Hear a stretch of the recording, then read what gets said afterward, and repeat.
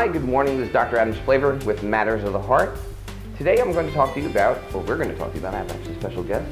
I'm Suzanne Fisher. I'm a registered dietitian. And we're going to talk to you today about fats. It seems that this time of year, fats and oils are used a lot more often than we use during the year. And for some reason, over the years, fat and oil have gotten a bum rap. Turns out, over past several decades, there was a study that came out by Dr. Ames called the 7-Country Study.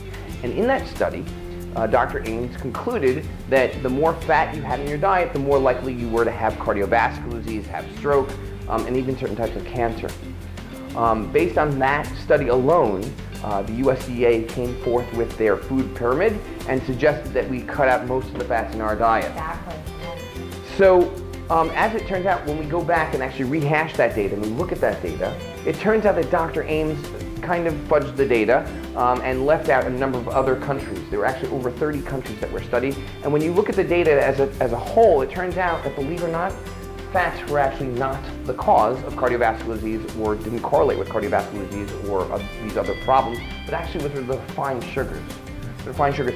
So, which is actually astounding. So here we have a study that influenced the diet patterns of an entire country and possibly even the Western world, and it was all based on false information.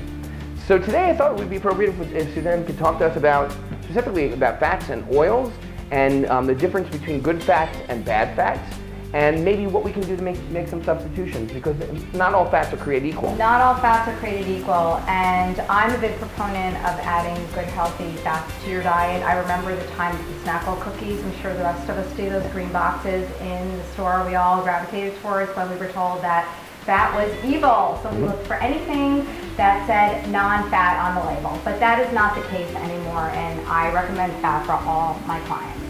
So there's a lot of different types of fats to choose from. In this section we have more of the unsaturated fatty acids, which are the ones we really do want to incorporate into our diets. And some examples of those are olive oil. We also have some nice vegetable oils, which actually have a lower smoke point. So if you're going to do any frying, I do recommend that you use some vegetable oils. Some other sources of unsaturated fats, monounsaturated fatty acids, are your nut butters, and also we have sesame oil. Some other types of fats are called saturated fats, and I'm sure Dr. Splaver will agree that there also was a time where we were told that all fats were bad for you. Is that correct? Yeah, it is. Actually, if you look at most products on the shelves over the past several decades, they throw in a lot of things called hydrogenated oils. Exactly. And trans fats. And do you want to talk about trans fats? Yeah, trans fats are the one type of fat that I would say absolutely avoid. At all costs, avoid, avoid, avoid. These trans fats lead to inflammation in the body. They promote free radicals within the body, and some examples would be something like this: Crisco oil, some of your top margarines. So what you really want to look for in your margarines is for it to say 0 grams of trans fat. If you're going to be buying any type of fat, you want to make sure it's non-hydrogenated. That's your most important thing. Now, all of your saturated fats and your trans fats are going to be solid at room temperature. That's how you know that they are saturated fat. Where you can tell by this olive oil, it is liquid at room temperature, so this is going to be an unsaturated fat. If you are watching your weight, however, just be aware they do have 9 calories per gram. They are still very calorically dense. So if you are watching your weight, you just want to make sure you eat these in moderation. And one way that I like to portion fat out is to buy one of these little pump canisters, like a little misto, and you could actually pour your own olive oil into it and spray it over your food before you cook. You could spray it in your pan, spray it over your food before you fry in the oven, and it makes a lower calorie option. That's awesome. Out of curiosity, can you talk to us a little bit more about the idea of solid fat? You know, I see that we have here coconut oil. Coconut oil is solid at room temperature. Do you want to talk about that? Sure. This coconut oil is a saturated fat. It has different chemical bonds from the unsaturated fatty acids.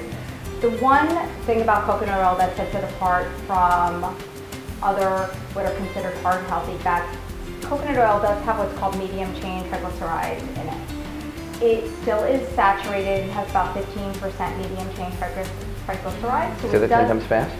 Yes. That's why we call it MCT oil. MCT oil makes it a lot easier. Medium chain triglycerides, MCT. So it does contain MCT in it.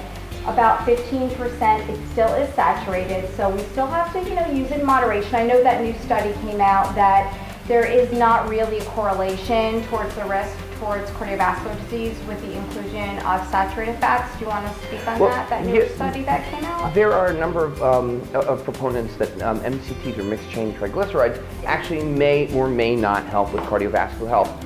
One thing that is for sure that it seems to be that medium chain triglycerides may help in metabolism, may help jumpstart your metabolism. Correct. And there are those that actually add medium chain triglycerides into their coffee, such as the Bulletproof program. And there are those that actually promote, say it promotes brain health. I think that the final say is out, and we need more data. But it's actually it's something that we need to keep our eyes on. With that being said, I think at the end of the day, we really have come to the understanding that fats aren't all that bad. Fats are actually needed. Fats are actually part and parcel of certain, are made, you make hormones out of them, you make neurotransmitters out of them. Your cell membranes are made out of fat. So we need fats in our diet. They even help us absorb certain types of vitamins. Certain vitamins are fat soluble. So fats aren't evil. It's just the type of fat. You need to be cognizant of what you're taking into your body, cognizant of what you're actually putting into your food and feeding to your family. So with that, I guess the takeaway message is? I would definitely include these better sources of fat within your diet. About 25 to 30% of your diet should actually be comprised of these heart-healthy fats. And don't be afraid to eat fat. It doesn't make you fat. So with that, fat doesn't make you fat. And with Matters of the Heart, I'm Dr. Adam Splaver with my lovely guest, Susie Fisher. Susie Fisher. Thank you.